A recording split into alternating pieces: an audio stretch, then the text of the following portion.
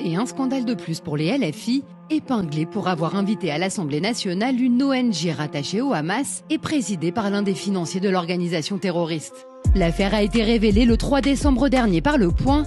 et le moins que l'on puisse dire, c'est qu'elle est très embarrassante pour les insoumis. Le 9 février 2024, les élus d'extrême gauche ont invité en grande pompe au Palais Bourbon la Ligue des parlementaires Al-Quds pour la Palestine, ou LP4Q, une ONG turque soutenue par Erdogan et acquise au Hamas, dont au moins l'un des fondateurs de l'organisation terroriste Sayed Abou Moussameh siège à son conseil d'administration, dont l'émissaire européen Michele Piras est un ancien député italien réputé pour ses sorties antisémites et dont le dirigeant n'est autre qu'Hamid Al-Amar, connu des services américains pour gérer le trésor de guerre du Hamas, soit une coquette somme de 500 millions d'euros qui permet au chef de l'organisation terroriste de mener une vie luxueuse loin des territoires palestiniens. Des informations qui étaient bien connues des spécialistes du Proche-Orient et totalement accessibles sur Internet, ce qui n'a pas empêché les élus LFI d'organiser un colloque avec cette sulfureuse ONG, dont l'objectif affiché était d'aider le LP4Q à étendre son influence en Europe. Un colloque par la suite relayé sous forme de tribune dans le quotidien L'Humanité, avec sans réelle surprise des signataires comme Aymeric Caron, Mathilde Panot, Manuel Bompard, Alma Dufour, Ercilia Soudet, David Guiraud,